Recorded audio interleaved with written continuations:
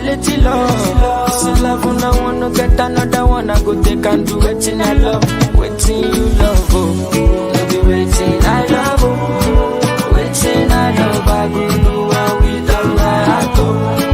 Go no be vodka. Mr. Money Changer. But when I know I know the waste time. Mr.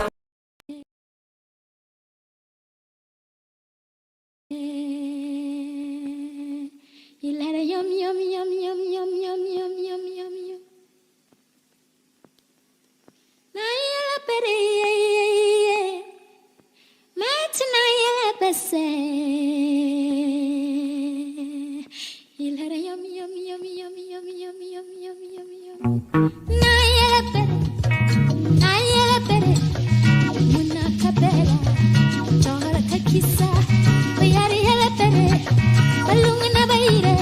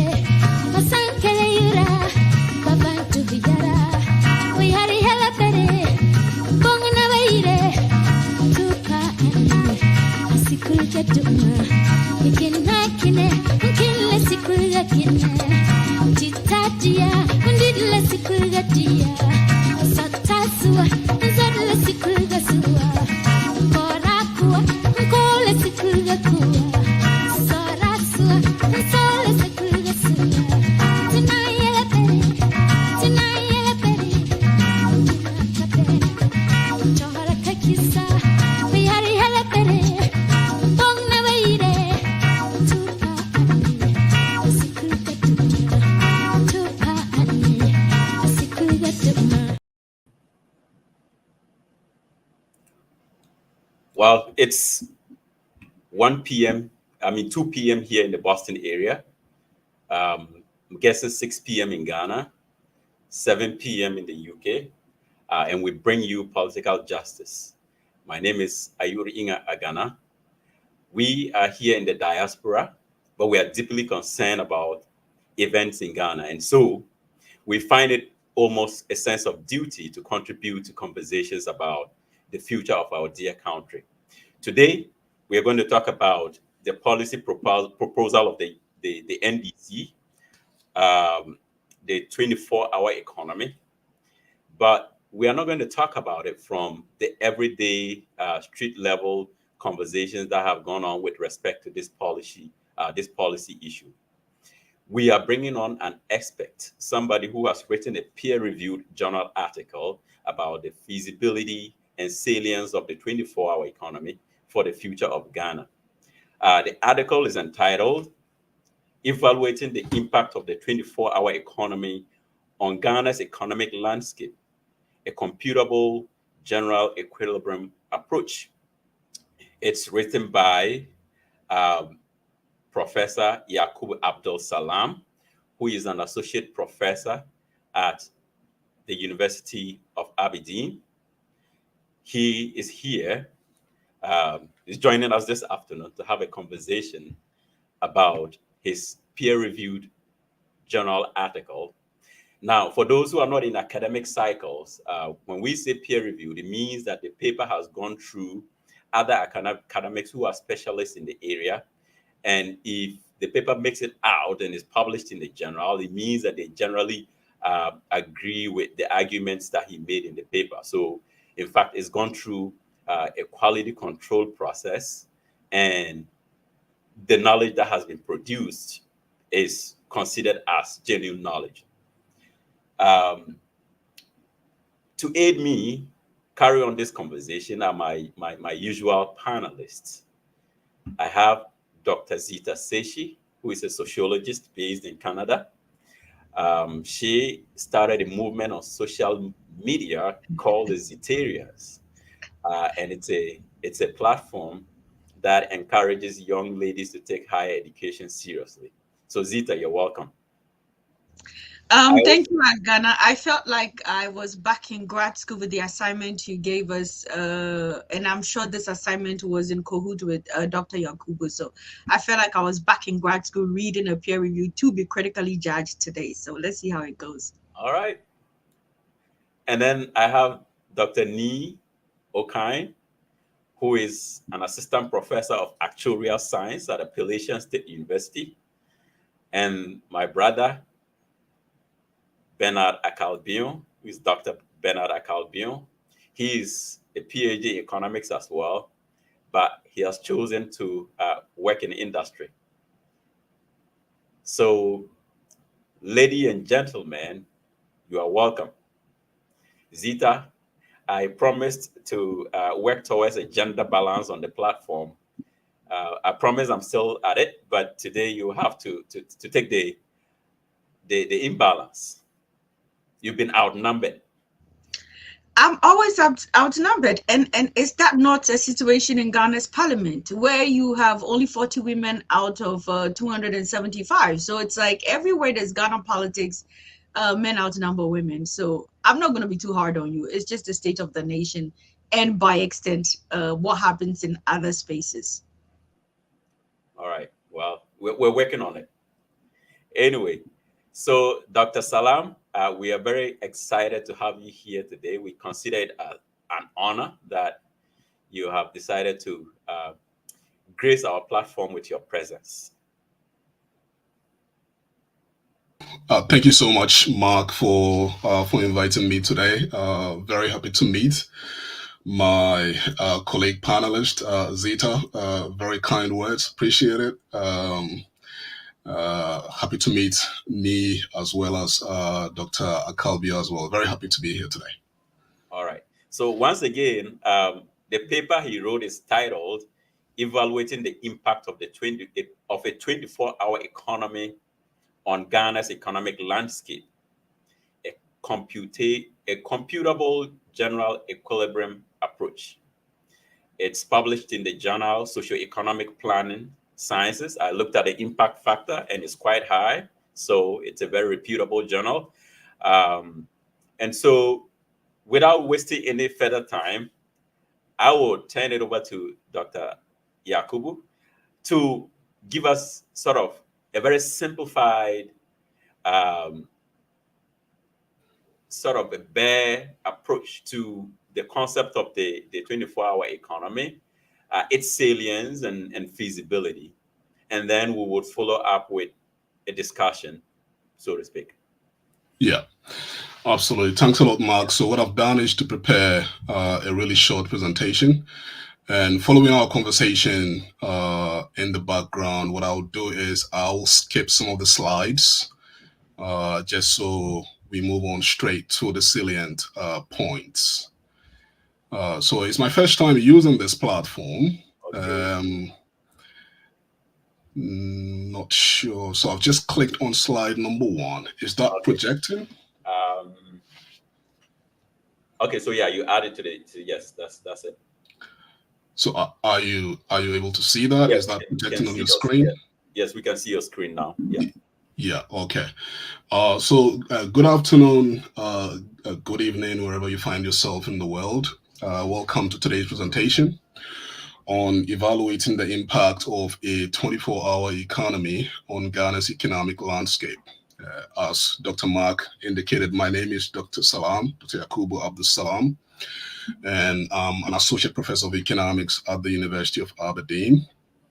And what I would like to do is to present my findings from my recent study, which employs a dynamic, recursive, computable general equilibrium approach to assess the potential economic impacts of the proposed 24-hour economy policy by the NDC.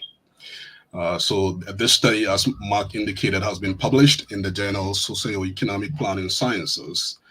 And this is a journal that is ranked as internationally excellent in the Chartered Association of Business Schools rankings.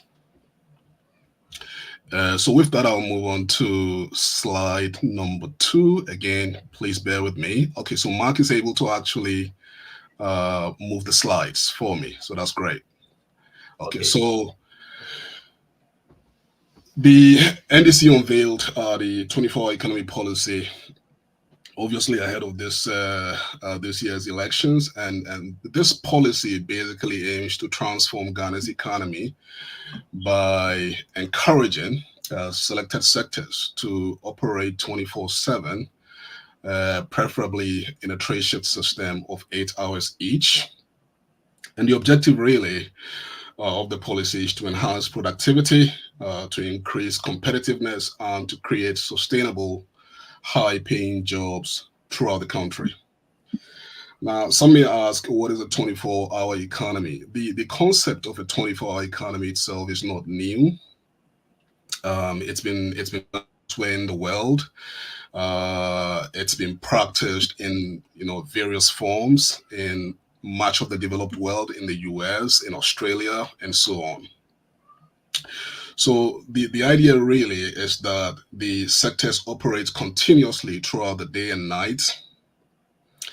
And the primary benefit of a 24-hour economy is really the potential for increased economic output and employment opportunities.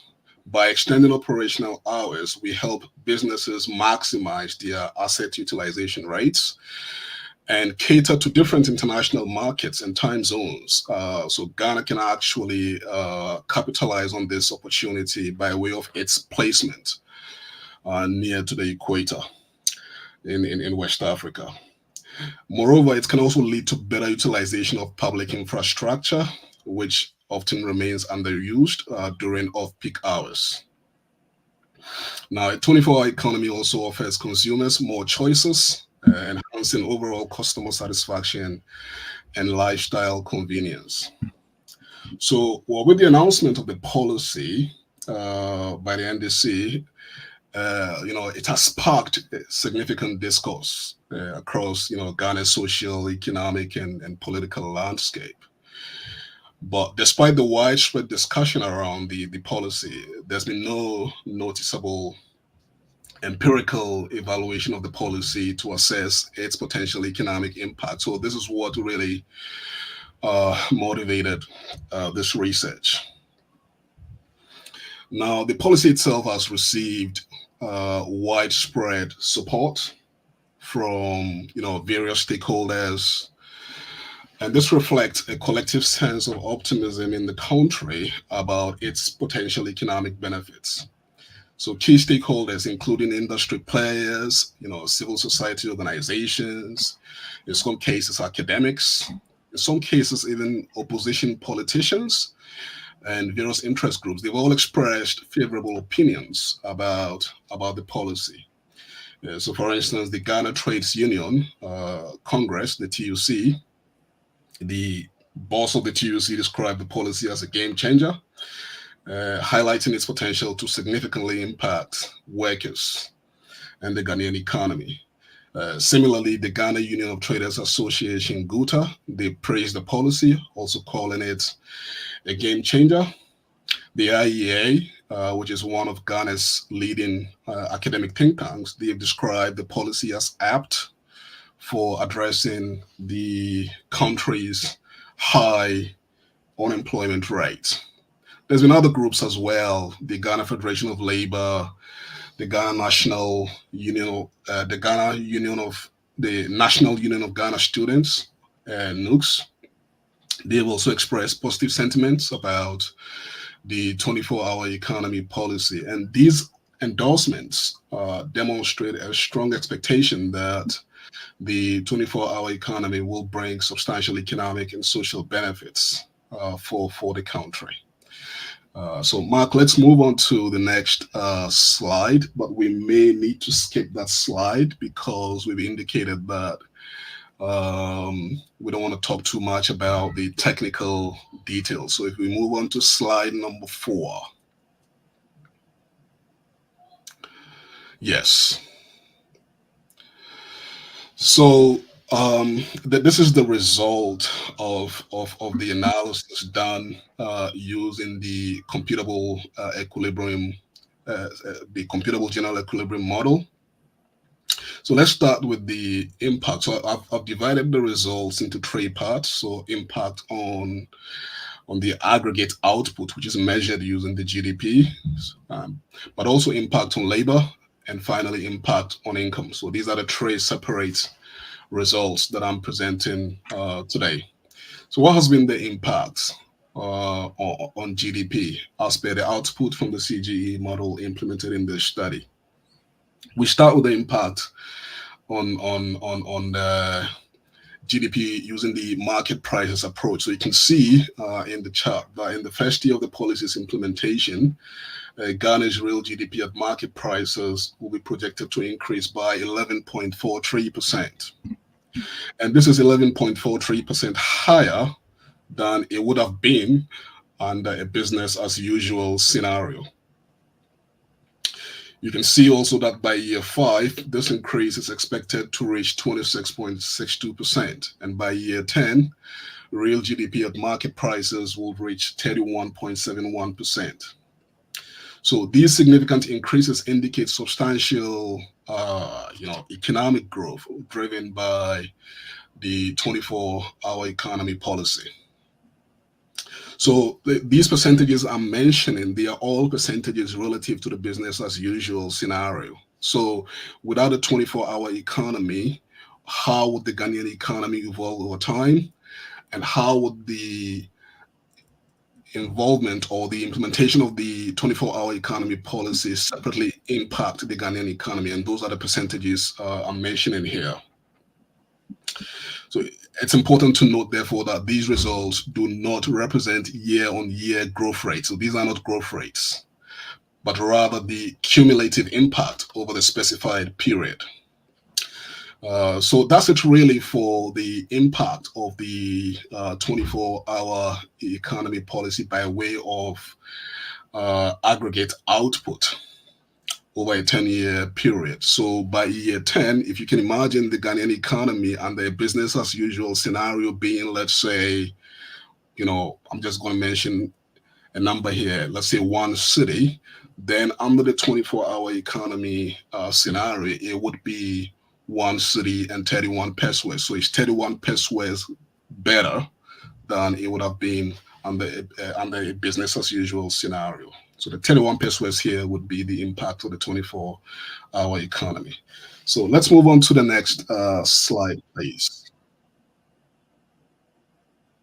So the aggregate GDP impact I've just been indicating is actually a cumulative, sorry, not this one here. Yes. No, this is if you go back one slide. Yes, actually, yeah, thanks a lot, Mark. So that's the one.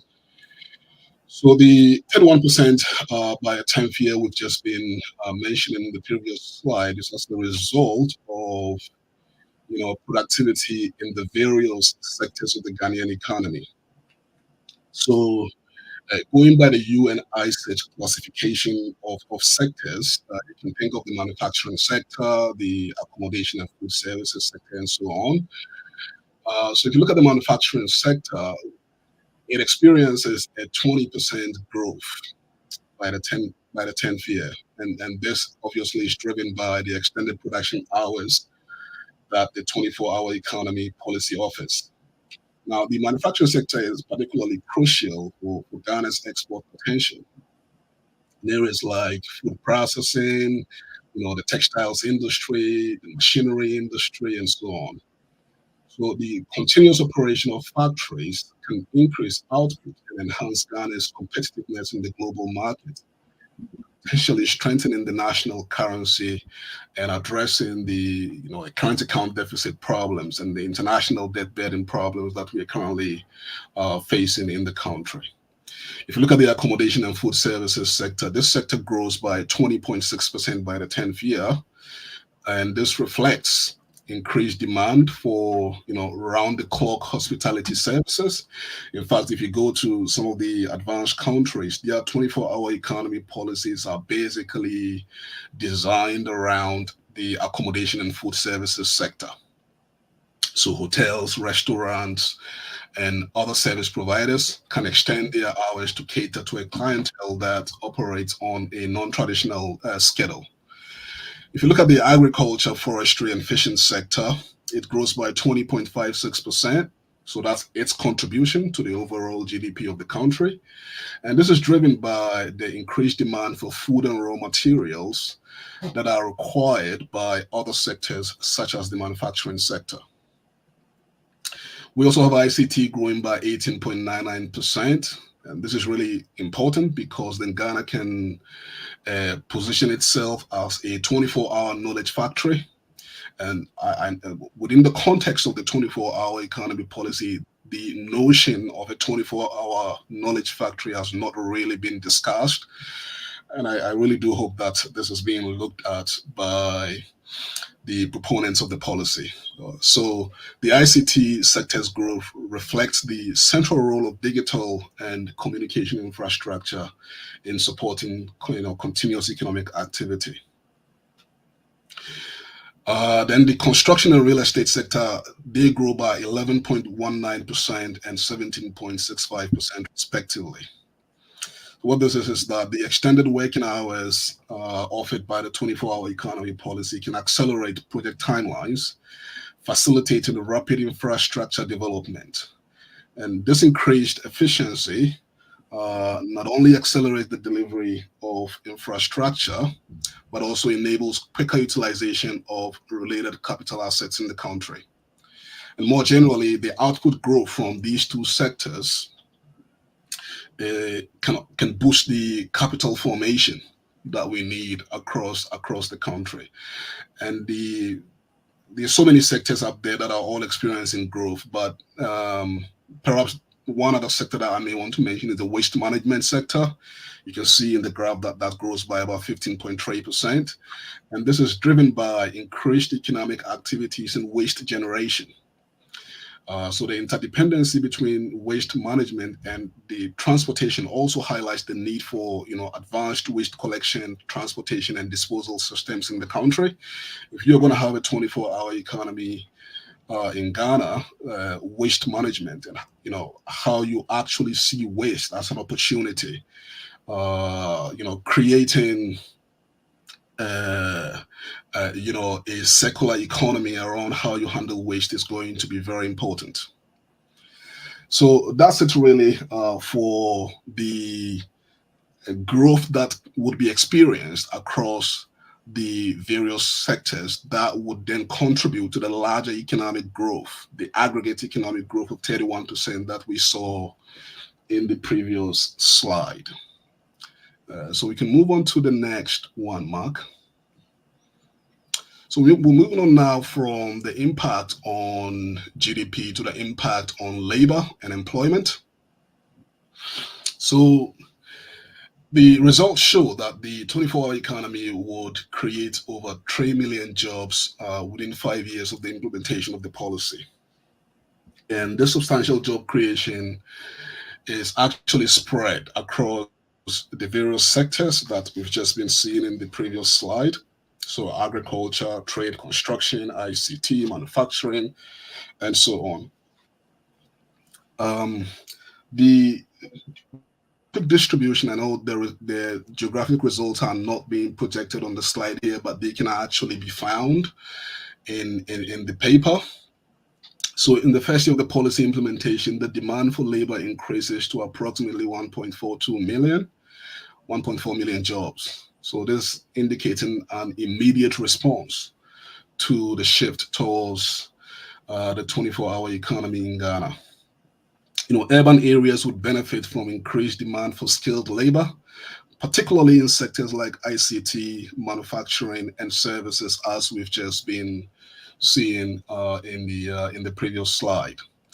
But rural areas would also benefit, especially in the farming sector, in the agriculture and related sectors. There's a lot of benefit for rural communities as well in those sectors. There's a lot more to the result than I can present today because I only have about 10-15 minutes to go through this, but I would encourage viewers and listeners to take a look at the paper, which is currently freely available to download on the journal's website. So the overall results indicate a significant and sustained increase in demand for labor under the 24-hour economy scenario. It is, however, important for me to note that while the 24-hour economy scenario inherently engenders all these job opportunities within the Ghanaian economy, the government will need to take proactive employment strategies that are necessary to ensure that these prospects, these employment opportunities are fully and promptly embraced by the Ghanaian workforce. So the jobs are diverse. They cover a range of sectors, as we've seen already in this presentation. They are both rural and urban. They can be formal and informal. They can be skilled and unskilled. So then there need to be a proper workforce strategy to train people so people can take up these opportunities as they develop in the Ghanaian economy. As of Q2 2022, there were about 6.73 million Ghanaians were classified as being outside the labor force. And of those, about 1.73 million were classified as unemployed.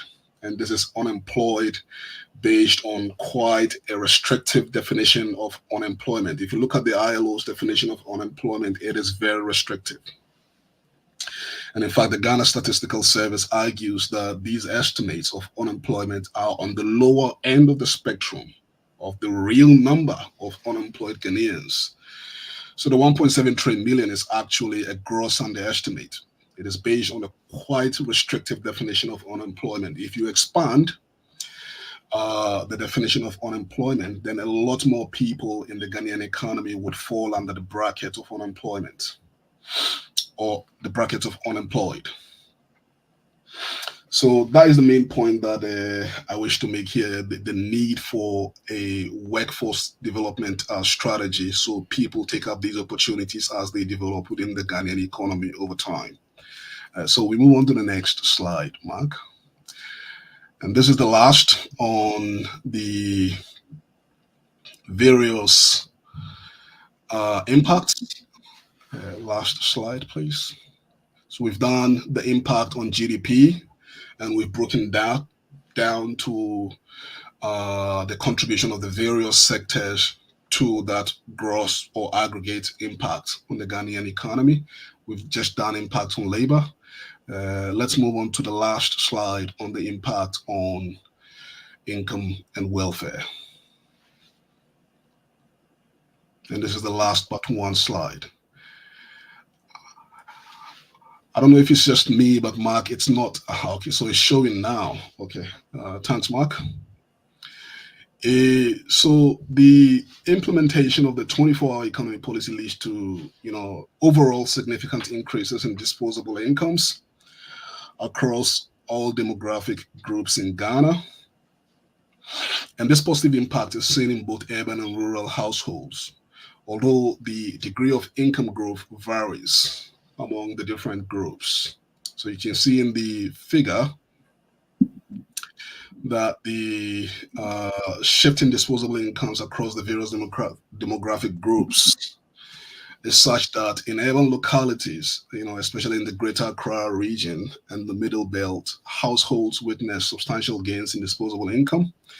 And this is mainly a reflection of the agglomeration of economic activities in these regions, which benefit from a concentration of sectors that thrive under extended operational hours. So, sectors like manufacturing, ICT, and so on, they are mainly concentrated in the capital of the country, as well as the middle part of the country.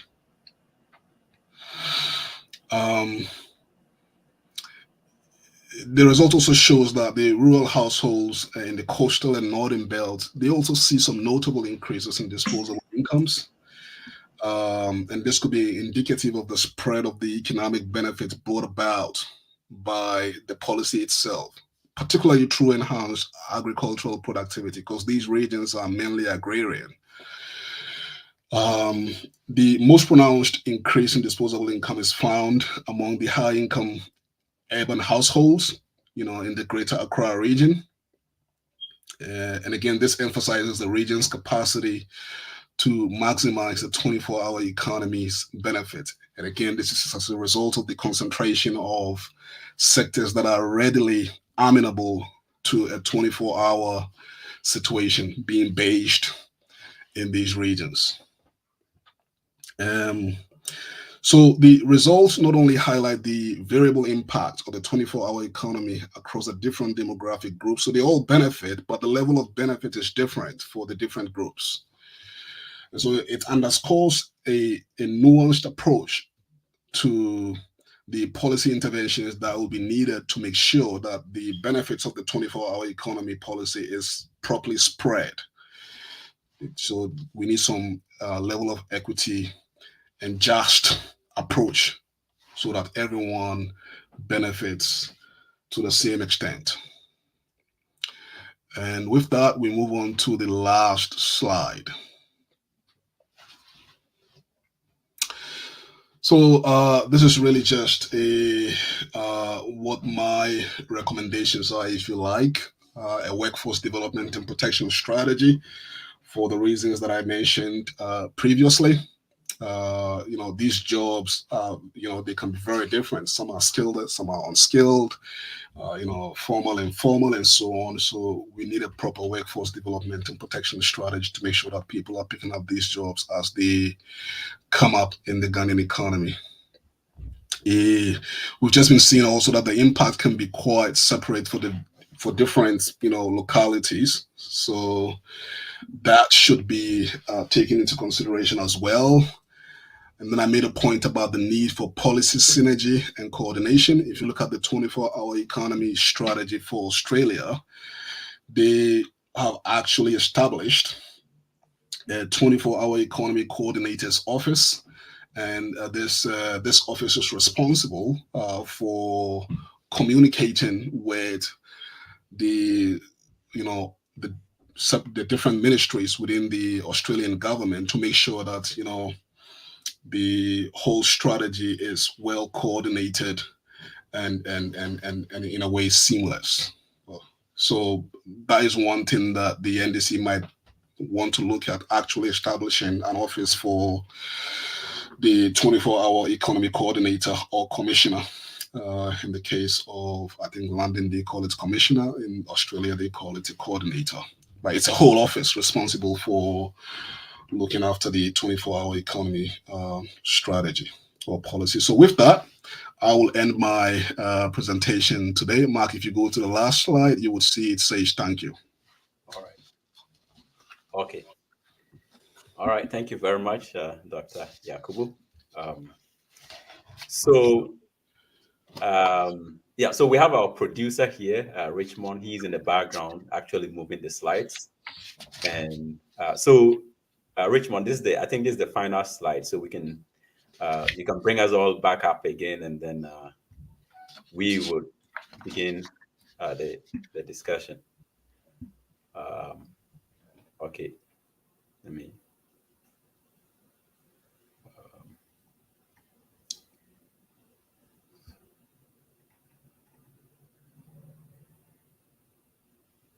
Okay, let me remove the slide. Yeah. Okay. Right. All right. So, okay, we're back up here. So I would introduce a question, and then I will turn it over to my co-panelists, and if someone has any additional questions that would lead the discussion. So, for instance, there are others who have said that it's the strength of the economy that dictates whether a 24-hour economy would exist or not. And that as a government, you cannot just wish into existence a 24-hour economy when your economic base doesn't demand a 3-hour shift. So, based on your expertise, at what point can we say that a 24-hour economy has taken effect, or perhaps the effort towards achieving a 24-hour economy has taken effect?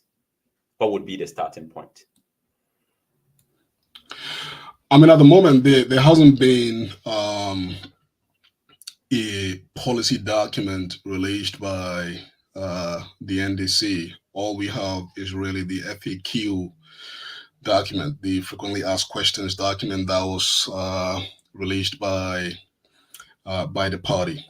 And in that document, there are already really, really strong proposals for what would constitute the incentives, okay, for the implementation of the 24-hour economy policy. And one of those, which was actually explicitly captured in my modeling, was the time of use tariff.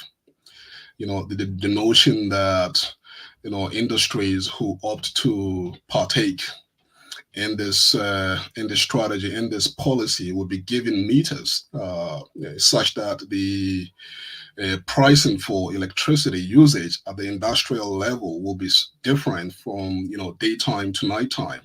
And I think that is a really, really strong policy to incentivize sectors to actually operate on a 24/7 time scale. Also, there were, again, in the FAQ documents, there were indications that tax incentives will be provided, financial measures will be provided, and by this I would imagine they mean concessionary loans given to businesses that will want to partake in the 24-hour economy policy. So these are all really strong measures that the party has already indicated that they will be implementing to make sure that industries in the country uptake the 24-hour economy policy. So what would really help is for the party to quickly come out with a comprehensive strategy with all the measures that they have in mind to implement the entire policy in the country. But as to the feasibility of the policy, like I said in my presentation, this is not the first time that any country has adopted a 24-hour economy policy. It's been done over and over again to good effect around the world. We see it in the US, we see it in London, we see it in Sydney. Even Kenya is also contemplating the implementation of a 24-hour economy policy, and they are already implementing strategies, very simple strategies to make that happen. Simple strategies like street lighting to ensure that there is security at night, so that this policy will take off.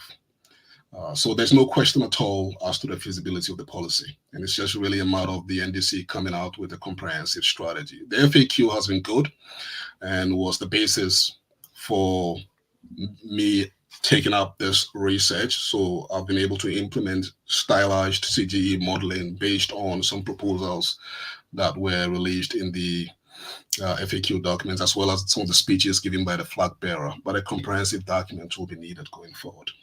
Okay. All right. Well, I promise this is my last question. But so from your paper, you talked about the growth of the electricity sector. Based on your analysis, there's going to be a growth in industry, and that would spur a growth in the electricity sector, right? Now, there are others who argue that as it is, we already have issues related with the supply of electricity, even just for our basic everyday use. So, I mean, it sounds like you're putting the cart before the horse here, because wouldn't it rather be the case that we have to develop or increase our output in the electricity sector before pursuing this ambitious policy, rather than expecting the policy to spur growth in that area? Yeah, I mean, the implementation of any policy is not really an event, it's a process. I don't expect all the contours of the policy to take off necessarily in the first year. It's going to be a process over time. But you mentioned the electricity sector. I mean, a lot has been done in the electricity sector over the last several years. You would recall all the investments that were done by the Mahama government to bring our capacities as a country to a level where we even had some would argue excess capacity. So we do have the capacity in the country. Some of the forethought that went into building all that capacity by the previous NDC government is really to anticipate that there will be some growth within the Ghanaian economy over time, and this growth will be spurred in some way by energy. So it's not just electricity, but energy as a whole. So we do have actually, the capacity to produce the electricity needed to spare the 24-hour economy as we speak today. The problem is not the actual capacity. The problem is that we don't have the finances to actually buy the fuel needed to actually generate the energy that we need in the country. So I would say that a lot of investments have been done by the previous NDC government already, anticipating that there's going to be economic growth within the Ghanaian economy over time. Industries will prop up. These industries would need some energy to run, but there's been a lot of mismanagement in the country over the past 7-8 years, which is why we are facing the energy situation that we currently have. And I would imagine that hopefully with the next NDC government, a lot more investments will be done in the energy sector to make sure that we build up even more capacity and more ability to actually generate electricity with the capacity that we've already built up, so that we spare industry and make sure that the 24-hour economy, as dreamed by the NDC, becomes a reality. Okay. All right. So, well, in my panelists, I have a sociologist, I have an actuarial scientist, an economist, who I guess have read the paper. So I will turn it to you guys if you have any questions or contribution to make based on your understanding of this issue and perhaps informed by the paper that we all read or the presentation that Dr. Yakubu just gave. Yeah, for me, I have 6 questions, so I don't know how I'm gonna do. Me? I mean, this is not supposed to be like the No, baptism no, of fire situation where academics are expected to throw question back no, at no. It's for me, for my learning, and also all the other stuff. So it's not about proving the paper, but trying to get more. Maybe it's in the paper, I didn't catch it. So since I have doctor here, I just wanted to ask. But the first two are very harmless questions. First one, I just want to know your politics. Are you associated with the NDC party? I mean, it doesn't matter because the paper got published in a very respectable journal. But I just want to know if it's something you want to share.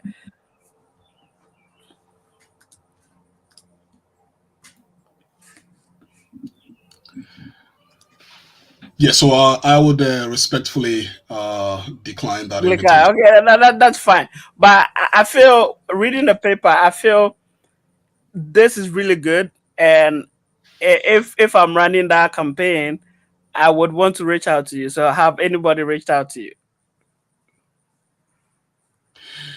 I've spoken to a couple of people. I've spoken with the NDC chairman for the UK, who is very interested in the paper, as well as Richmond, who I believe is the producer for this program.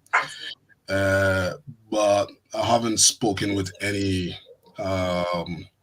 highly placed NDC officials in Ghana. I haven't done that. No. And anyway, I assure you, it will go. It will go. This is really good. But back to the more important questions. On page 3, right? You mentioned Ghana experienced 73.2% increase in electricity usage from 2010 to 2020. So can we say that was a major cause of the doomsaw back then, right? The doomsaw back then, because when I read it, it stood out to me. Could we say that the doomsaw back then was a generation issue and not the doomsaw we are seeing now, which is, as you said, not being able to have the finances to purchase the fuel to power this machines? Yeah, I think it's been the discussions around the energy situation in Ghana. It's been very documented that the doomsaw situation in the country between 2013 and 2016 is largely due to a generation issue. Some of it was actually also due to a force majeure situations, but it's been documented that over the years in Ghana, we haven't really invested as much in our generation to meet up with the demand. So over time, demand really exceeded supply, which is why we encountered the doomsday situation in the country between 2013 to 2015. But like I mentioned in my previous response, a lot of hard work went into building up the generational capacity that we needed to stem the tide, if you like.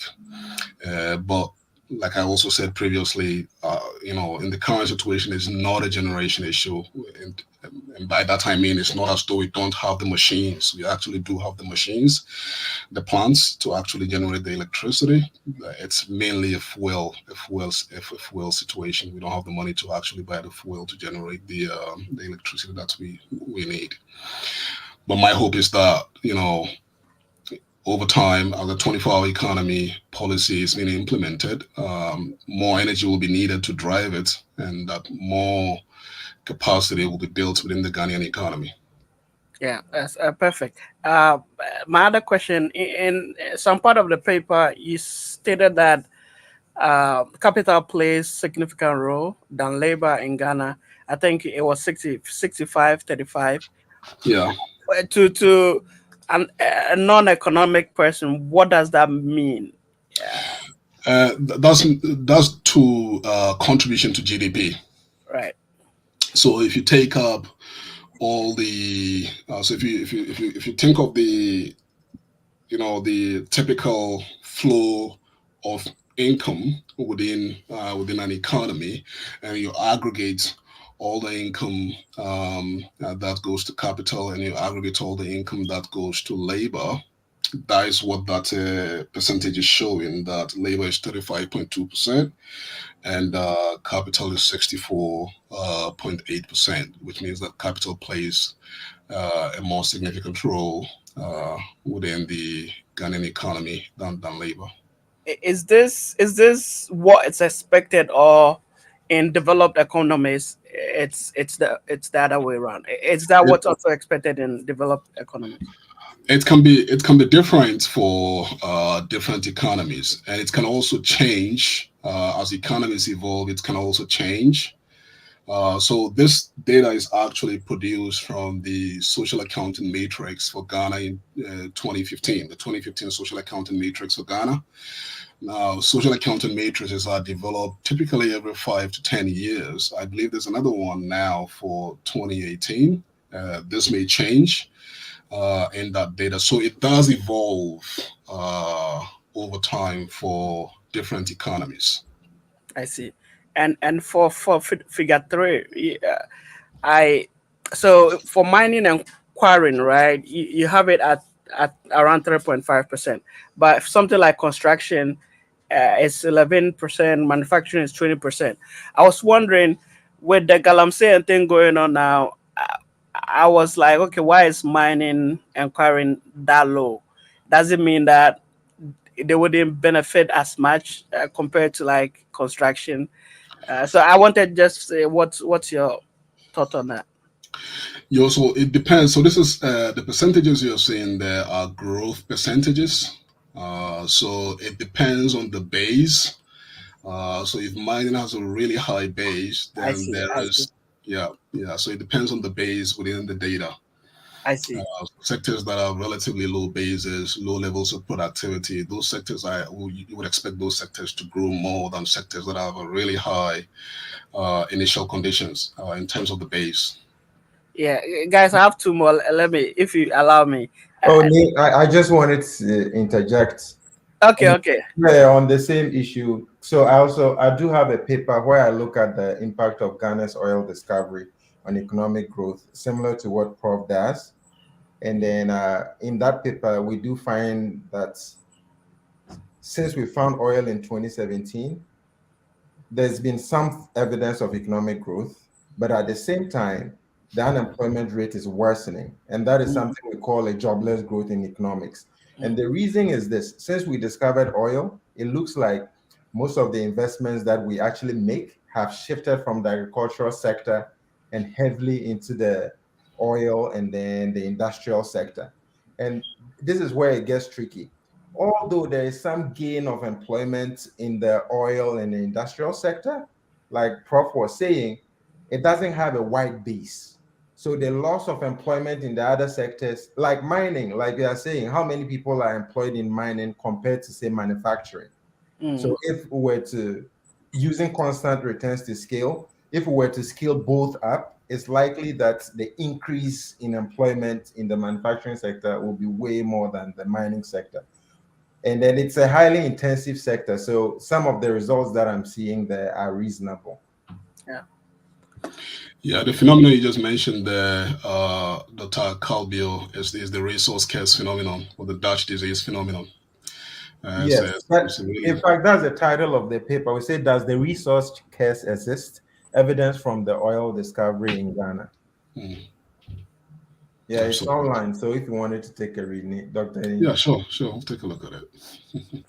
Yeah, and one of the main pillars of the 24-hour economy was to increase the police and security force, but I did not see that in the analysis. So I was wondering, in your opinion, okay, first, is it there and I missed it, or if it's not there, how do you think? Because I feel if there are more police, or employment will increase, right? But also it could have some also positive relationship and effect on other industries. So I did not see that. I wanted to know what your opinion on that is.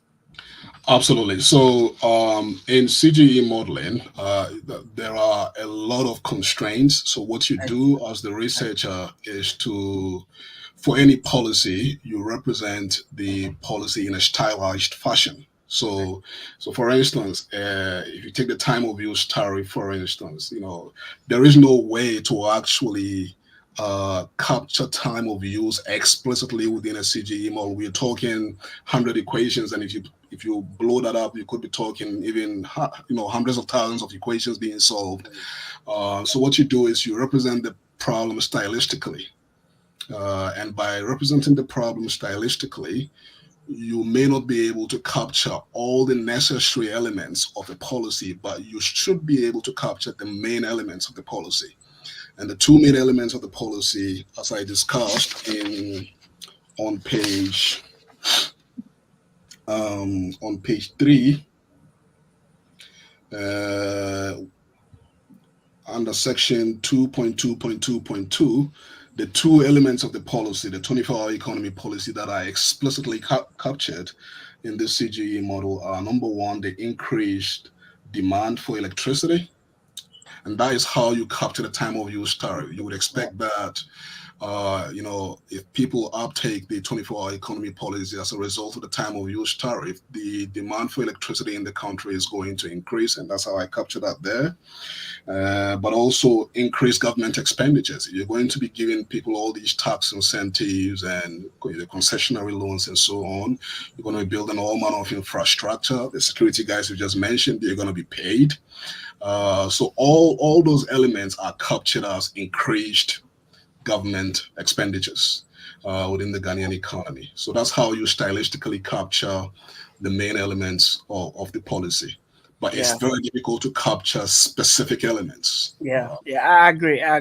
And the last one, I like the results, but I just wanted to know from you. So those who've already implemented the kind of the shift system and the 24-hour economy, you mentioned London, US, right? Is there a pre and post result so that we could compare? Okay, maybe I didn't see the result from those countries, but what's their increase in GDP if you have the data out there that. There's a report by one of the global accountancy firms, one of the 4 global accountancy firms, for what the 24-hour economy, the London's 24-hour economy is doing for the London economy. And they do mention I don't have the specific figures in mind, but there is a report on that, and the Oh, benefit is quite substantial for I see. the London economy. I Yeah. see. I see. And the methods that they use is the same as we use I see. in this paper, the CGE modeling approach. It's basically the state-of-the-art approach for modeling, income, employment, and welfare effects. Yeah. No, no, thanks a lot. I read the paper. I like that. I actually just posted it on my Twitter. So Appreciate thank it. you. Yeah, thank you for allowing me to ask you questions. Oh, no problem at all. I appreciate the questions and I appreciate the conversation. I appreciate it. Thank you. All right. So Nee is experiencing post-conference blues. He was at a conference last week, so he's Uh, here with that same energy. But so, but let's move on to Zita. I mean, what's your position upon reading the paper and listening to Dr. Yakubu so far? If there are any questions for the Zitarians, or yeah, so I'm glad he would take them. Yeah, no, if needs is experiencing that, I'm experiencing post PhD trauma at this point, because I then got Dr. Abdul-Salam is not my professor, is not giving me to read this highly technical economic paper, the methodology. I was like, okay, thank God I'm not an economist, because I don't know what's going on with the methodology. But for me, reading it, and Nee touched on it with the issue. My question here, what it had to do with security and infrastructure. And if you could, I know your methodological approach has limitations in terms of capturing these specifics, but just from somebody who have observed and written this paper, what do you think are some of the basic security measures and infrastructure that the NDC would have to put in place to be able to get this policy off the ground? That is my first question. Absolutely. So it's a really good question, because if you look at the Kenyan situation, one of the measures they immediately took to facilitate a 24-hour economy situation is street lighting. It might sound quite mundane, but it doesn't sound. I want to be careful with my word here. Let me just use mundane. It sounds quite mundane, but it can be quite effective, because if people have security concerns going out at night, then the 24-hour economy policy for any country will be dead in the water before it even starts. So that's one of the main things that they did. Another thing that if you take the situation in Sydney, one thing they did was to actually comb through all their laws and removed all impediments to all impediments to a 24-hour economy setting. So, for instance, laws around the opening of restaurants at night. They had to relax some of those laws to just make it a bit more accessible, make the nighttime economy a lot more accessible. So that's one of the things that they also did in that setting. One thing that in the Ghanaian context you may want to look at is transportation at night. Not a lot of people have private cars. So how are you going to be, instituting an efficient transportation network that takes people in and out of work? So the transportation sector, I think it's one that is actually also linked to the security question. You're having an efficient transportation system taking people in and out of work at night. I don't know if that answers your question, but there are really, really simple things that we can't do as a country in the beginning to make the environment conducive to a 24-hour economy setting. No, it does answer my question, and that's like, the layman one. We want to know if this one is going to be implemented, things the government have to do to just, and I think street lighting is extremely important. I grew up in Tema, and in December I was in Ghana, and I remember my my cousin, he's, I don't know, my father used to be the president of our neighborhood housing community. He's passed away, and my cousin seems to have taken on the reins or something. He kind of mobilized, went to houses for people to contribute for, for there to have street light. And this was not even like, the government initiative, but it's created a sense of safety. And now my mother would say, oh, I'm sitting outside, I'm gonna come off the house and I'm just sitting outside because there's street light. She felt safer, even though she's in her 70s. She felt safer, and when the street light was not there, she said, oh, I don't want to go out and sit outside. So it does answer my question. And with the transportation, in your paper you also talk about rural to urban influx, and you raise concerns about unskilled labor populating the urban space. What do you think can be done? Because I feel like if Ghana is to institute that 24-hour economy, it is the cities that have somewhat of the infrastructure to kind of get it started. So how do you think we are going to curb that massive influx of, unskilled labor from rural areas to the urban centers, so there's not too much of unskilled labor population in the urban centers and too much concentration to kind of temper with the policy? So what are your thoughts on that?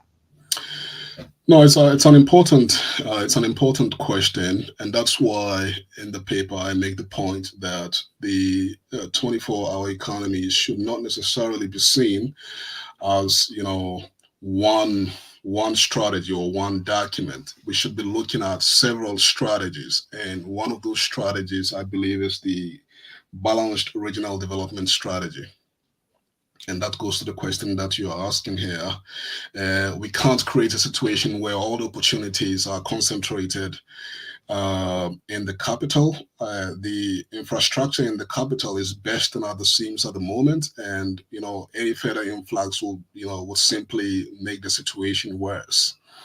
So if you look at the income effects in the last result that I presented, you would see that because of the concentration of opportunities in industries that are very amenable to a 24-hour economy setting, like manufacturing, like ICT, like accommodation and food services, those industries that are very amenable to the 24-hour economy setting are concentrated in the developed regions. So the Greater Accra, the Middle Belt around Kumasi, and so on. And so the danger is that you create a situation where people are moving to these regions, and because of the infrastructure situations in these regions not being adequate, you simply aggravate the situation. So we need a balanced regional development strategy that looks at ways of creating opportunities in those regions that do not have industries that are immediately amenable to a 24-hour economy setting. And you'll be surprised if you look at the results. Agriculture is one of those sectors. And we're not saying that farmers will work 24 hours in agriculture, but the industries like manufacturing, a lot of the industry within the manufacturing sector, like food processing, they depend on the raw materials from agriculture. So if you implement strategies around agriculture, that would make it possible for people to store food, that will or preserve food, or transport food more efficiently so they don't perish. Then you are preserving the opportunities in those regions, because the manufacturing sector will depend on the raw materials being produced by the agricultural sector in those regions to survive. So we need a balanced regional development strategy as part of the overall 24-hour economy policy to avoid the inequalities that may arise as a result of this policy. Okay. All right. So, Zita, you have any further questions? Or yes. My final question, and I do share the same sentiments with Need that perhaps some of the big whips of the NDC need to get in touch with you to kind of flesh their policy out because of the paper you've written, because it does make sense, and you offer some insights, and I do agree. If even preservative centers can be created in these rural areas. It might not be like a factory, but just preservative centers where they can equip the youth to know how to preserve tomatoes or whatever they produce before it is shipped to the main where it can be canned and stuff like that. I think that would halt the influx. My final question is, in the paper you indicate that it is projected, the policy is projected to create over 3 million jobs within the first 5 years. Ideally, a government is in power for 4 years.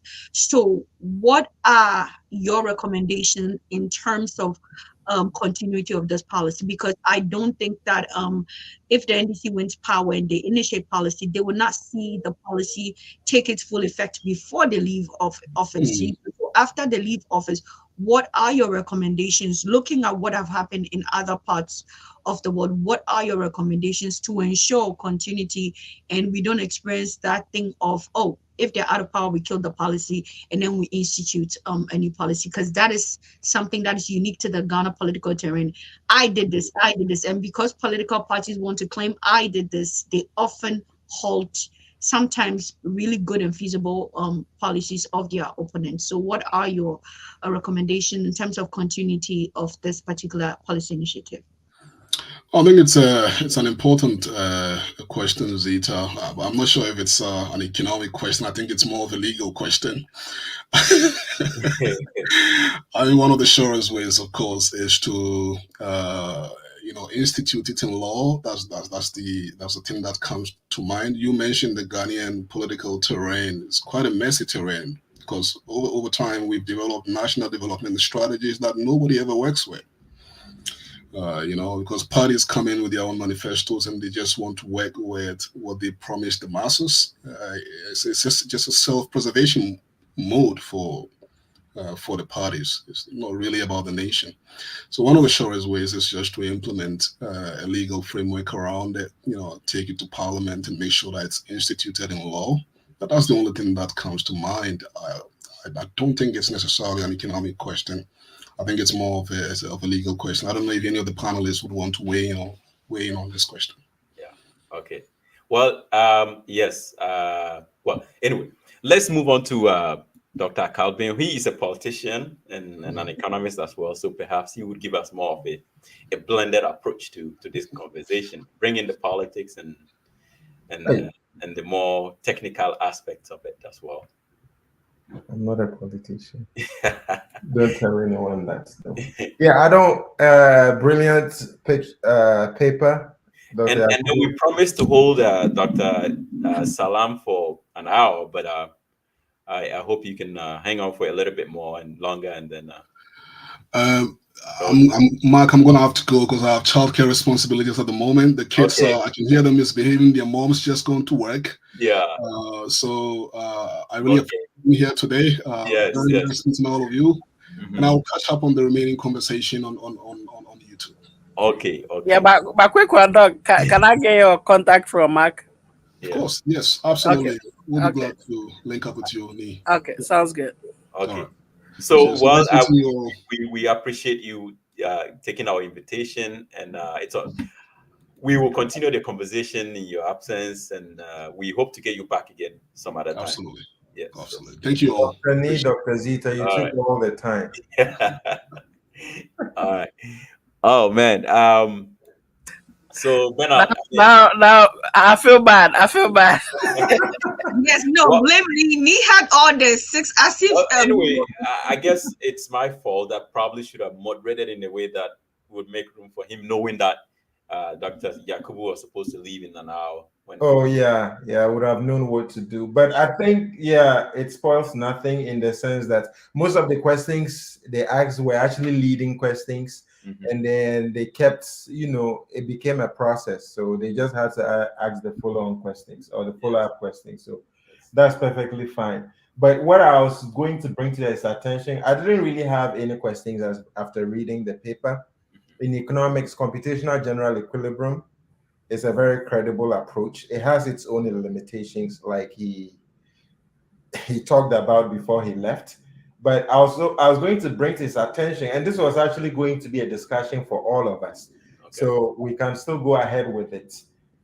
if you remember one thing that he said the definition of the unemployment rate by the International Labor Organization is very restrictive. And that is true. I think I've mentioned it here. And let me just make this clear. My areas in economics are actually labor and then public. So I have papers around unemployment. If you look at the current unemployment, if you look it up on Google, it's going to tell you 3.5%.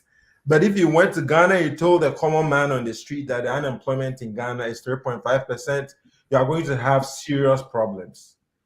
I'm telling you, so that's what I was going to bring to his attention. And the reason is that way is, according to the International Labor Organization, if over the past week, your brother called you, sent you to run an errand, and they paid you money for it, you are not unemployed. It's considered as employment? Yes, it's considered as employment. That's not right. Yes, it is not. No, is it, Dr. Bernard, is it considered employment or work? It's considered employment, or you are not considered unemployed as of that period. Oh, okay. Yes. So that is the reason why when you look up the unemployment rates in countries that have a large informal sector, they tend to be low. Like Ghana, I know for a fact that the unemployment is hovering around 35-40%. But the authority in the field, the International Labor Organization, is telling you that it's 3.5%. How can I go up against them? Yeah. I agree it needs to be revised, but these are some of the issues that we have. And then, politicians just quote these figures to show that the unemployment is down, but it actually is not. Now, I guess it speaks to end from running an errand. I think this speaks to some of the structures and principles that we adapt from the West.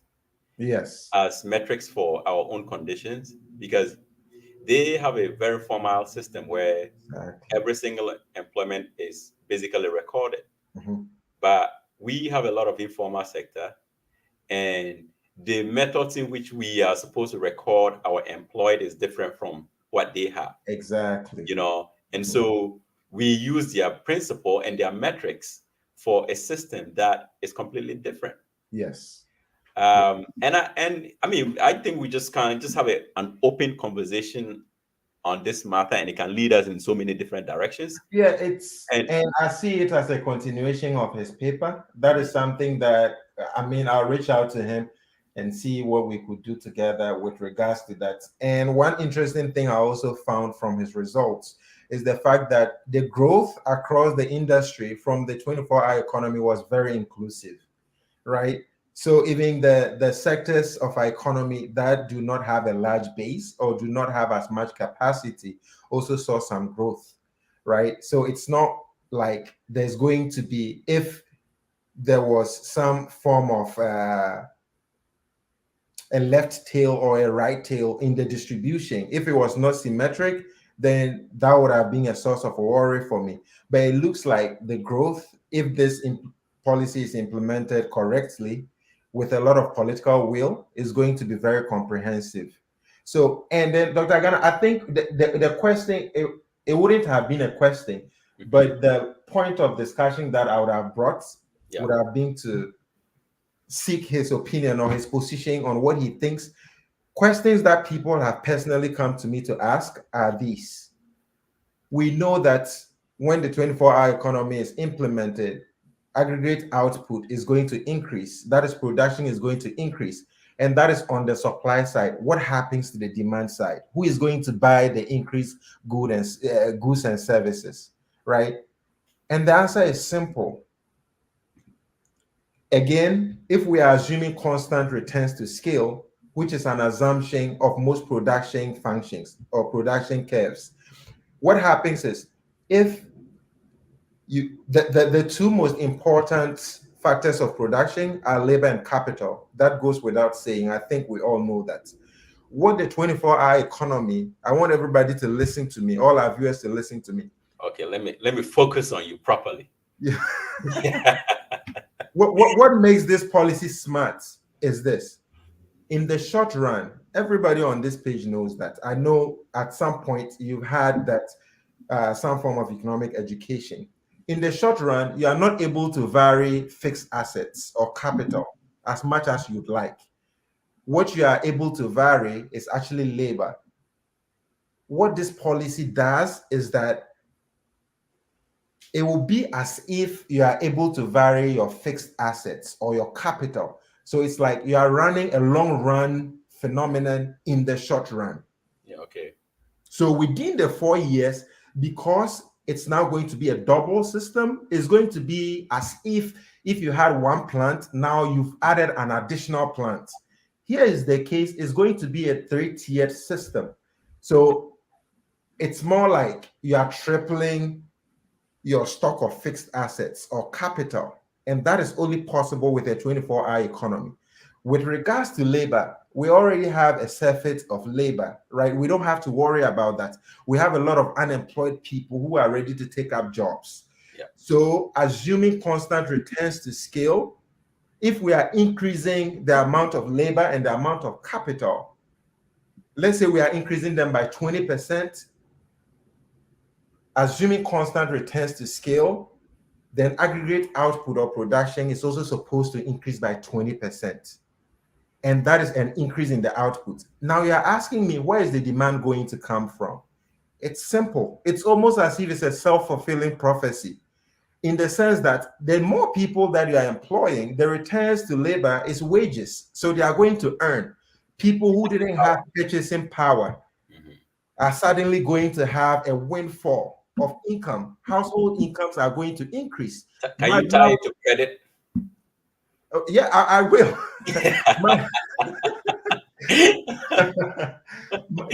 The household's marginal propensity to consume is going to increase, right? And economics is not rocket science. It's just like all of us sitting here. We live in Canada and the US. It's not rocket science. The way that you manage your credit cards and then your bank accounts, economics or national economics is just doing that on a larger scale. So it's simple. Whenever there's a sudden influx of money in your account, you are more likely to go out and buy that bag, that Chanel bag that you wanted, Dr. Zita. That I feel attacked because my credit score is in the gutters. I feel attacked at this point. Yeah, I think this is a personal attack on Zita. But you asked him to do the credit analysis. You see, no, the credit that I'm asking him to do is something that we all are aware of, right? I mean, there's the recent news about somebody proposing introducing a credit score. And the question is the problem the credit score or the ability of people to acquire the credit? Let me just even land here. I think I'm almost done with this. And then the owners of capital, right? They are also going to get their factor prices or their returns on capital, which is nothing but interest and then rents. When they get that, it's going right back into the economy. So it's like it's boosting production, and at the same time is stimulating the economy and increasing aggregate demand. And that is what exactly your credit card does. It allows you to demand goods when you don't even physically have the cash to do so. And that leads me into the credit rating system. I saw a video, it was very funny. Some guy, I think he lives here, he was saying that Ghanaians are saying the credit rating system is not a good thing. I don't think there's anybody out there who is saying it's not a good thing. We're in a political season. The atmosphere is thick with calumny, chicanery. People are making all manner of statements, just trying to make populist statements that resonate with the people. But here is the truth. Credit rating systems are not managed by the government. They are not created by the government. They are created by financial institutions, and that is the truth. TransUnion, Equifax, Experian, these are privately owned companies that you and I can go and buy stocks on. And what they do is they sell consumer credit information so that when somebody asks for some form of a credit facility, then they'll be able to assess their credit worthiness and extend it to them. So Baumia shouldn't go around promising people that there's going to be a credit rating system. You see, there's a point at time in national life that you just need to look at your leaders in the face and tell them that I don't want you to give me fish anymore. I want you to create a pond and give me a canoe so that I can go on that river or whatever and then fish for myself. And that is this time. People are very discerning now. You are not going to tell people as if and sometimes it's as if he doesn't know that there are other Ghanaians who live in these countries that have a credit scoring system. What you need to do is, businesses are living in droves. What you need to do is create the atmosphere, create the conducive atmosphere, and then the businesses, because you, the government, you don't manufacture phones. When your exchange rate is deteriorating day by day, you think, Dr. Ghana or Dr. Nee, if you had a mobile phone company, would you give a phone to somebody to pay in even 5 years? Because you know that you are manufacturing these phones from China. By the time this person is done paying, the amount in CDs will be worth even less than half of the amount. So that's the supply side. Suppliers are not going to do this. They are not. And it's as if we are moving from 1 to 3 without wanting to pass through 2. And I find that very infuriating sometimes. Yeah. I mean, you raise a very important issue here. The insincerity is too much. Because, I mean, Dr. Bawumia knows what you just said, that credit rating is not done by governments. Exactly. All people want is the income to be able to afford their basic necessities. Exactly. So, credit scoring is not the problem with the access to credit in Ghana. I mean, I just saw recently that the interest rate is it's in the range of 30 to 40%.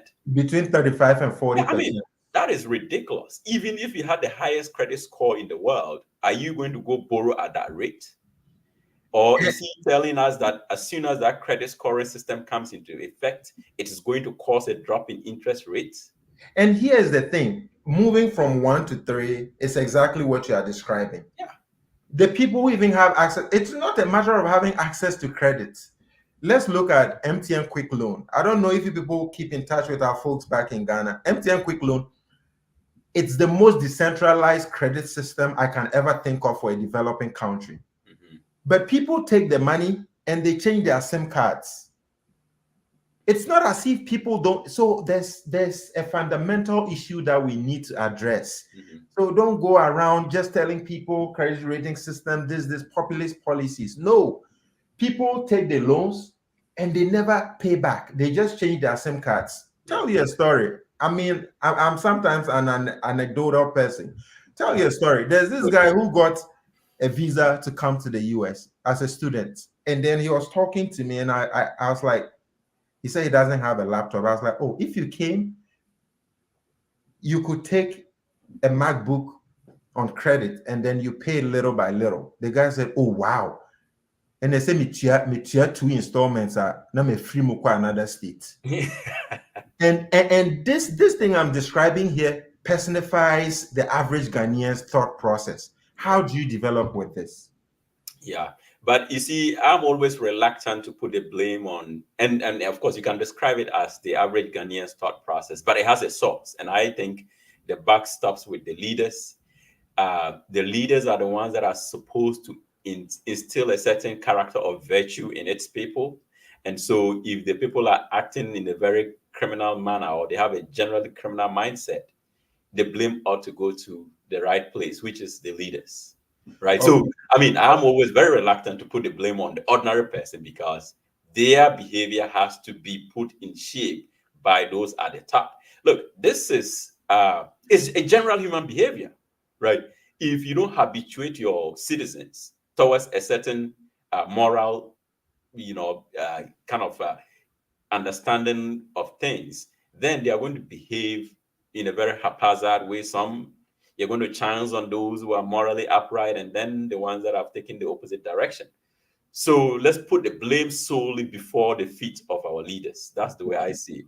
Okay, you have a point, Dr. Agana, but here's the thing. There's a problem in economics. I wish Doc was here too. Mm-hmm. We call it the problem of the missing counterfactual, and it extends to endogeneity as well as something we call reverse causality. Is it the system that is making the people the way they are?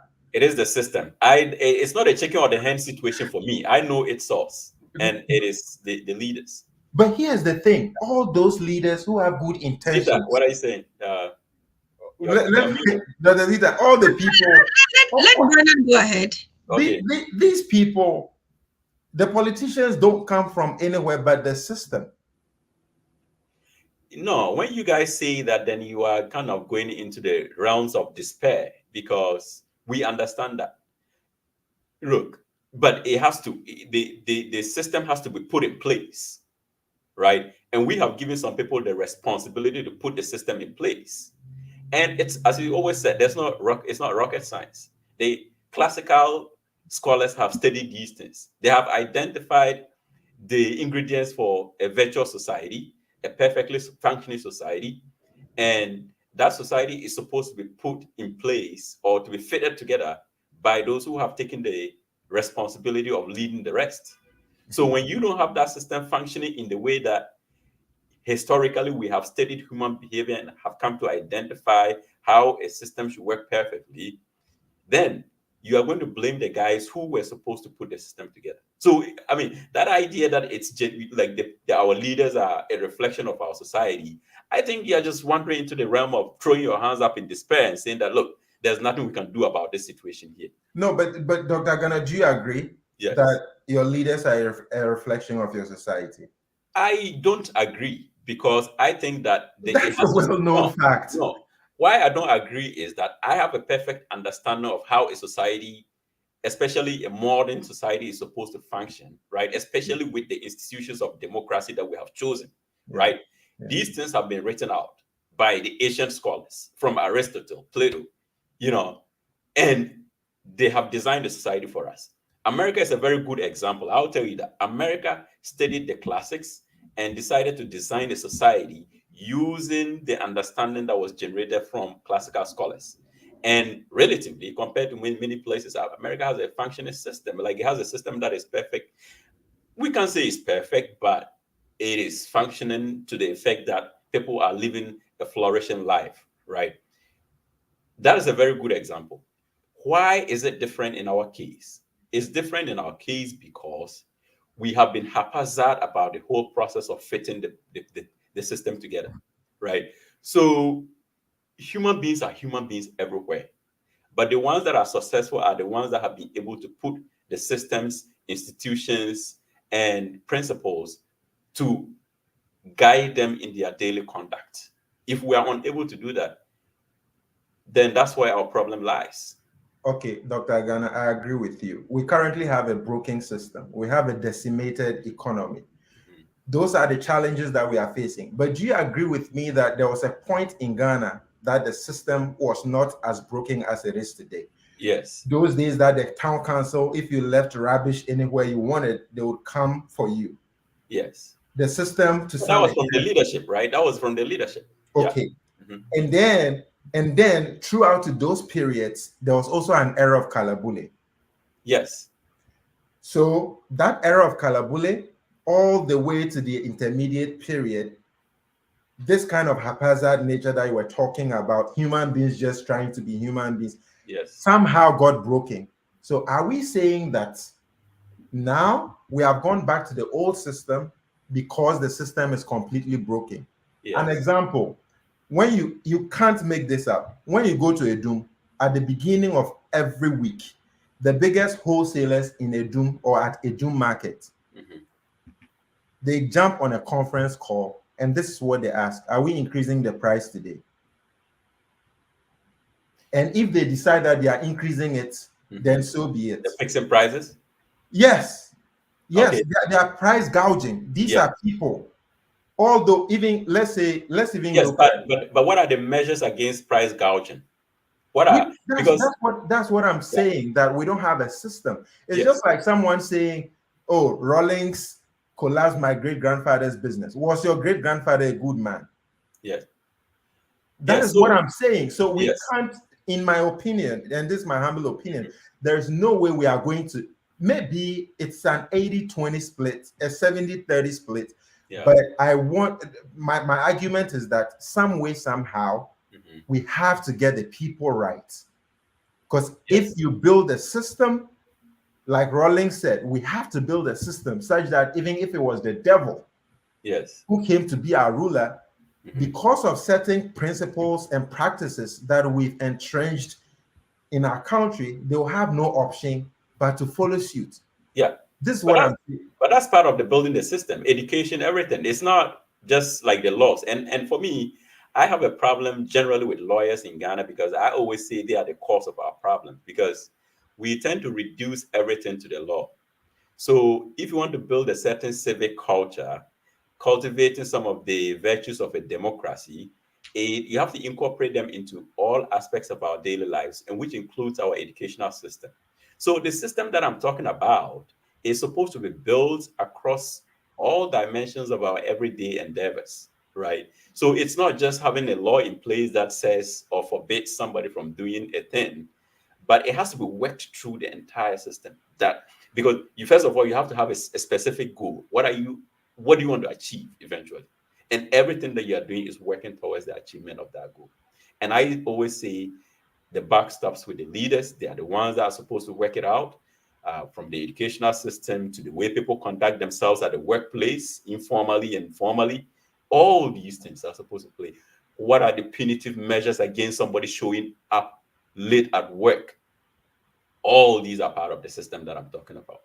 Right. But you also did make an interesting point, which goes to buttress my point that the system, if it's to be built, will have to be built through the people. Yes, but the leader is the one who has to enforce it. That's the point I'm trying to make. That's our problem Of here. course, Yes, that yes. So goes yes, without yes. saying. So Of no, course, absolutely, of course, yeah. yes. So, but what I'm just saying is that the initiative has to come from the leader, and they have to instill that discipline, habituate the people by a certain way of life that is supposed to, if you like, further the desirable society that we want to build. Anyway, so I mean, I don't want us to engage in this, seemingly endless conversation, but Yeah, again, but the point is, I think the point is, Baumia, I mean, they have 4 months left. yes, They should, I'm always on Dr. Baumia. That's why Zita is always laughing. Because, I mean, yeah, every chance I get, I take a swipe at him because you can't just be making popular pronunciations that resonate with the people because they've seen it done here. No. yes, What you have to do is create an enabling environment, and the financial institutions will gladly extend credit to people. I mean, here there's something called the Grameen Bank. It comes from Pakistan. People are able to take loans as low as $50. yeah. Yeah, so if you build a system, you have financial institutions willing to do that. Yeah, so I think we generally agree that you have to build a solid economic base that ensures employment for everyone before you can even talk about a credit system, right? Yes. Again, and then I think this goes back to, my initial comment about we adapting metrics from the West and just, transferring them wholesale into our system. We have a highly informal system.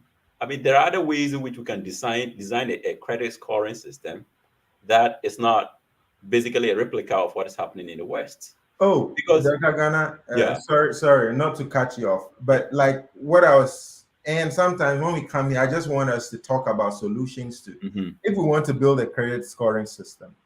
Now we are working on or we are almost done. Everybody has a national ID card. yeah, Now that you have the Ghana card, we have to look at formalizing the economy. If you want to build a credit scoring system, the best people to start from are government employees.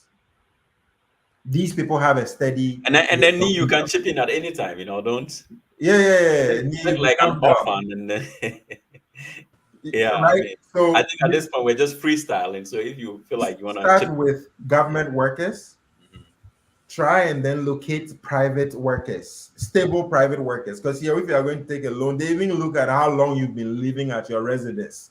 They want to see that you are stable and then you likely not run away. Then we can include people from the private sector. And then, we keep going.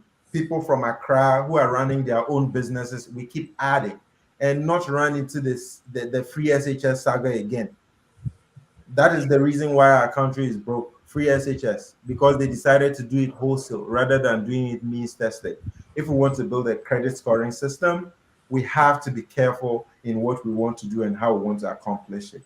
So for me, a couple of things. I think we are trying to let this Baumia and his team of liars lead us into another big den of lie.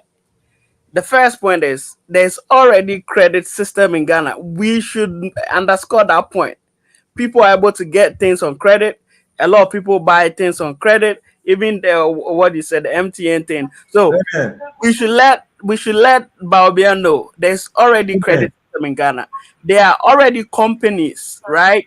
Hey, Okay, Bernard. big man. Bernard, can you please mute? Yes. Yeah, there are already companies in Ghana having a lot of this credit data, credit history of people. Bright Simmons last time reported almost 50 million individuals have information. They have information on 50 million and almost like 600 businesses. So it's already there. So I don't want the fact that they will say, okay, in the unlikely event that they get to retain power and they do it, they say we brought it. No, you didn't brought it. You didn't bring it. It's already there. So that's the first point.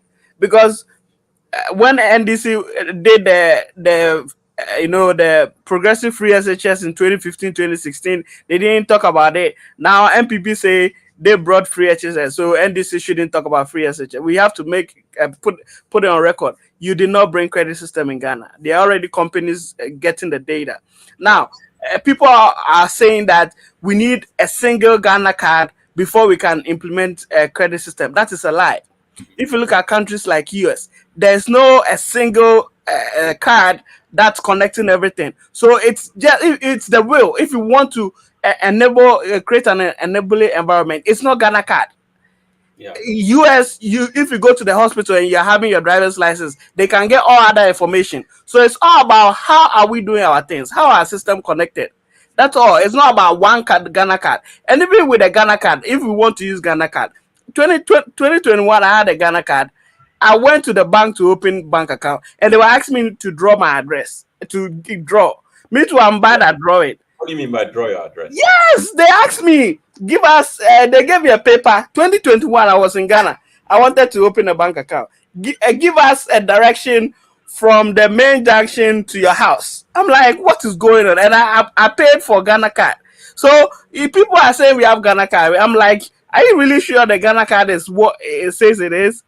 They asked me to draw my direction on a piece of paper from a junction to my house. So and then they keep that in your records or what? Or yes. So it's like, where do you live? And meanwhile, they said that Ghana card, they'll give you digital address. You put. I'm like, what is going on? We do the thing just for doing it. For we don't really do it well. It's just that they want to check a box. Oh, Ghana card, but is it really doing what it's supposed to do?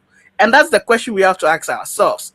Mm-hmm. And if you think this Ghana card is going to be the backbone of all this credit system, no. If you look at the interest rates in US, the policy rate is 5%.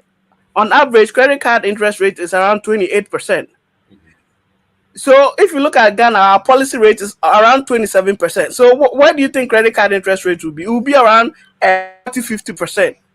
So you think people can actually do purchases using a credit, an individual credit in Ghana? No.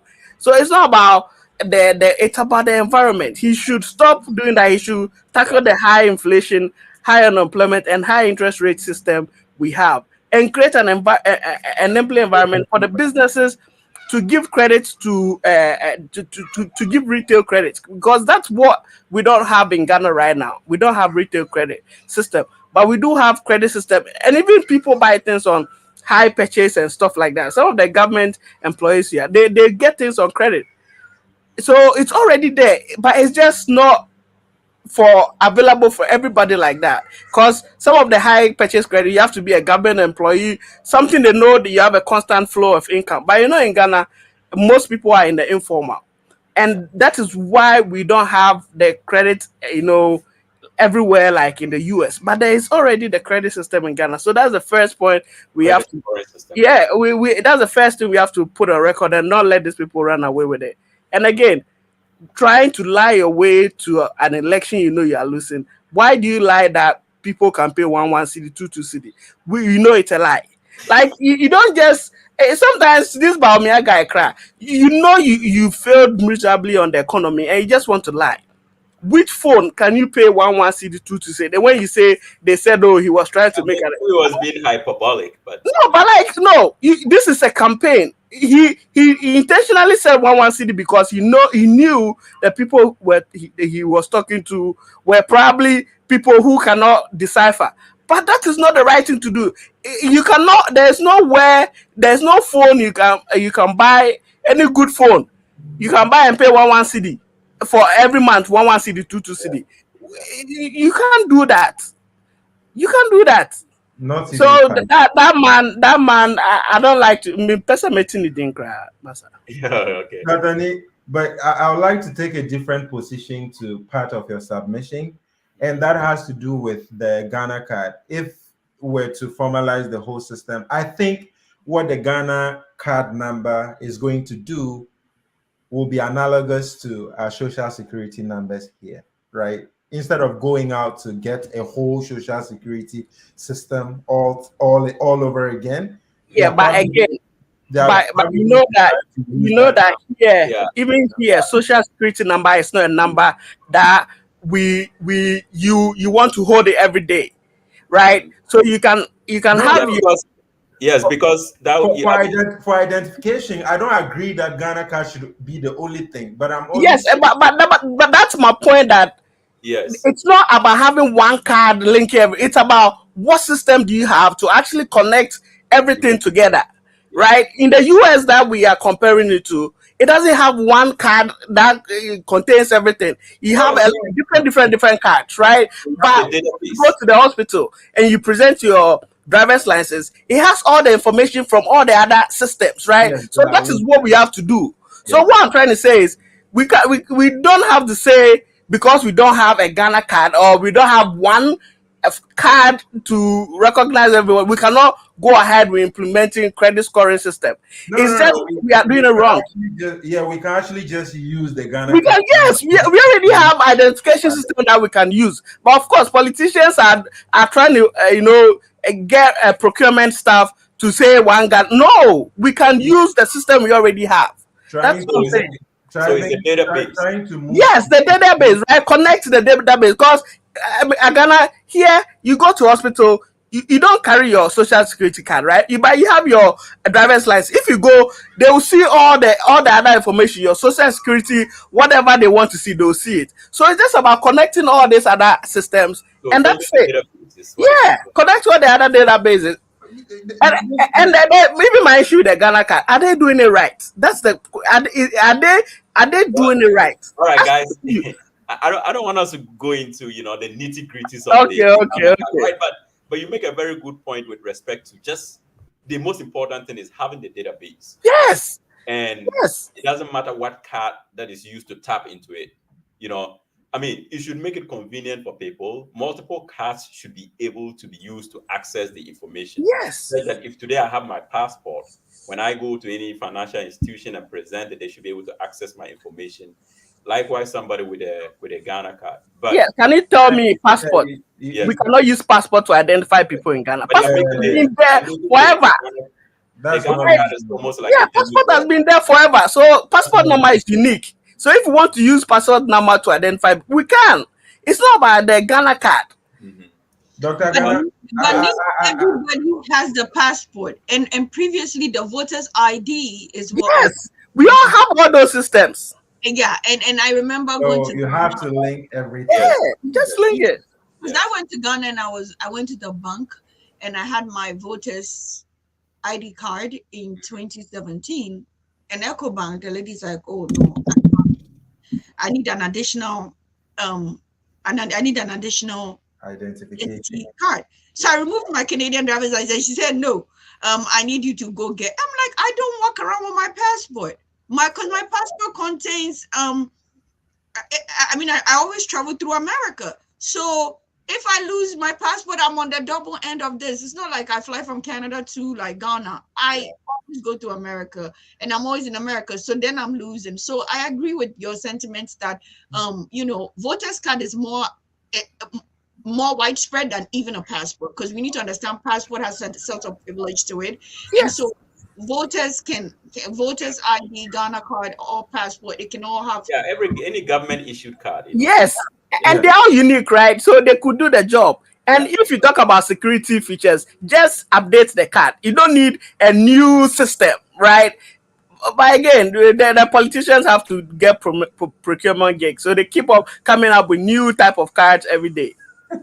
Dr. Ghana, I just had one last submission. Okay. So this issue we just kind of heatedly debated here, I believe is just a part of a bigger problem. And I'm going back to it. The idea that it's possible to move from point A to point C without going through B is outlandish and preposterous to me. Yeah. I'm not even going to mince words. And this is why I'm saying that the same Baumia talks about AI.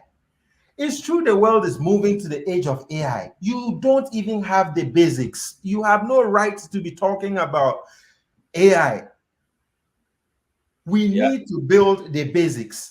Even data, internet access is a problem in Ghana. I worked from Ghana when I went to Ghana in 2021. And it was a challenge. It's not supposed to be like that. What do you think people are going to use to run the AI models and then the machine learning models? It's data. They are cheating your people. They are literally fleecing the millennials in Ghana out of data. And this is the reason why I wanted to make this point. Yesterday, I was looking at the number of subscribers in the countries that MTN has a presence in. Ghana is the second largest in Africa, behind Nigeria. Over 17 million people are subscribed to MTN out of the 30 or so million population. And the government is not able to negotiate with these companies to make sure that data becomes available, affordable to the average Ghanaian. These are issues that you need to tackle. Stop talking about AI. But Doc, have you forgotten the government asked MTN to increase its prices? The government did. Exactly. People are suffering. You are talking about AI. You are talking about credit scoring system. How are we? Your roads are not good. Guys, your roads are not good. Dr. Ghana, your roads are not good. Okay, Stop guys, what we're going AI. to do is I want us to wrap up because I wanted us to end at 1:45. But next week we will delve into this issue of credit scoring. I have a guy who is sort of has done an analysis on some of these stuff. He actually put it out on social media. I'll be inviting him for the show next week. We will delve into this, the unemployment issues, right? And then we would have a conversations that our millennials will probably find very interesting. We would get into all these issues. But of course, as our elders always say, you have to learn to walk before you learn to dance, right? So what Baumia is attempting here is going straight away to dance when you haven't learned to walk yet. And I think today's conversation with Dr. Salam basically wraps it up for us, because the issue of the 24-hour economy here is about increasing employment, increasing family incomes, right? And these are the very fundamental things that you have to do before you can even transition to talk about having a credit score. Because what is the use of a credit score if your finances are in tatters? If you cannot have a consistent source of earning, what is the meaning of a credit score to you? Right. So I mean, I'll reserve this conversation for next week, and we'll have an expert, some guy who has done a systematic analysis of these issues related to credit scoring as well as to issues of employment, and then we'll dig deep into the issues when we convene again next week. Dr. Ghana, and yes, this is my last statement to Dr. Baumia. Yes. He should know that the true mettle of a man is the self-honesty to admit when they are wrong and the courage to change. He owes Ghanaians an apology. That's very philosophic. Yes, it needs to come. Because he's still making promises, and I find that bewildering. Okay. Okay. Thank you. All right, guys. Look, I appreciate your presence here today. We've had a very lively conversation. Even though Dr. Salam is not with us at the moment, I would want us to extend our gratitude to him for accepting the invitation. In fact, for even taking the initial step of writing the paper to begin with, and graciously accepting to join us here this afternoon to answer our question. Our gratitude also goes to our viewers. Without you, it's going to be almost pointless for us to convene every Saturday. And then to my panelists, Zita, Nee, Bernard, I hope to see you again next week. And enjoy the rest of your weekend. You guys should send money. Let me take care of my new child, please. No, we have to get it.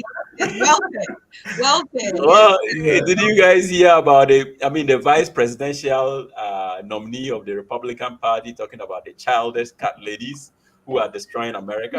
Yes. So because of that, we are all voting for Kamala at this point. There's a movement on TikTok where they said all the child-free, we the cat ladies. Technically, I'm a cat lady, so we are all we're doing it in solidarity, not even on ideas. Childless cat ladies. All right, guys. So you were missed last week, so it's good to see I missed you guys. I think around this time I was driving back home. So yeah. All right, guys. Thank you. Yeah, good to see you. Bye. Right. Yeah, yes. Bye. You let it yum yum yum yum yum yum yum yum yum yum. Nayela pere, matinayela pese. You let it yum yum yum yum yum yum yum yum yum yum.